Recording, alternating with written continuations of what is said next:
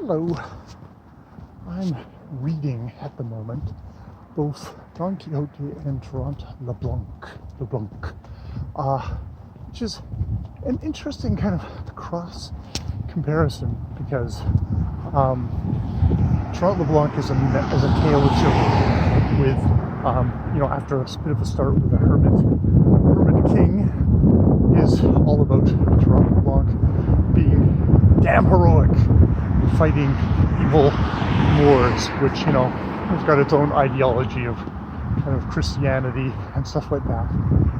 And it is what Don Quixote is kind of taking as his inspiration of, and is kind of a riff on, and in some ways is very true to the chivalry.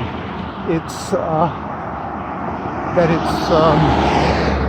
satirizing lovingly, and also kind of commenting on modern times of what Spain was like at the time, and how unchivalrous and maybe corrupt the country was. Kind of the flaws in it were. So, very much a modern novel using an old and a rather, at this point, very common, maybe worn out genre to comment on modern times, and in the process kind of invent the idea of the modern novel. And it's funny because there's parts in Don Quixote. I've just done the man with the reckless imagination, which is apparently where the idea of Lothario comes from. There's a character named Lothario in the story, and but it's something that could have been out of Boccaccio's Decameron. It's one of those stories of testing a wife, a foolish husband testing his wife.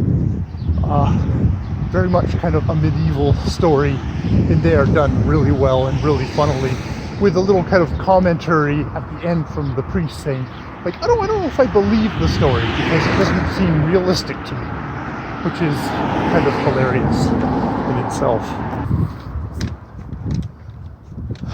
So yeah, I was just sort of thinking about what makes Trnt LeBlanc and Don Quixote different.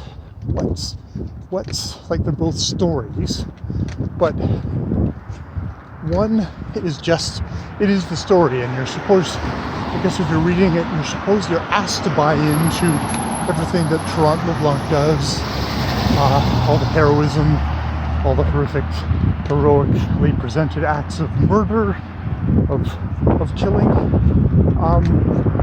But Don Quixote has this kind of interesting awareness to it, that in a way it contains Trnt LeBlanc in it. It's one of the texts that Don Quixote is read and absorbed so much that he's got this hunger to be a part of the story, to be a protagonist in this story. And it's to the point where he imagines that windmills are giants, and that he is a knight, and he must right wrongs, go throughout the land helping the poor and the unfortunate, and it being this kind of stark contrast of a hero in one of the stories doing that. It's yes, of course, but putting someone who imagines themselves a hero in what for Don Quixote was his modern Spain of the time, is a way of really showing up this place. And I think it's emphasized even more with the story of the man with the reckless curiosity, is a text within Don Quixote, and that the characters comment on and say, oh, that one wasn't that realistic, or it's not real. It's I couldn't believe it was the husband testing a wife. If it had been someone who's his boyfriend or girlfriend, that would have made sense, a fiancé. But a husband didn't convince me, says the priest. So it's just that interesting. A part of it is it's aware it's a text, and you know it's going to get more and more self-aware as we go along in the story. As I know already, when they become aware of part one, they know that they've been captured in fiction, and maybe are going to dispute it. That should be fun. That's my thoughts. More videos later.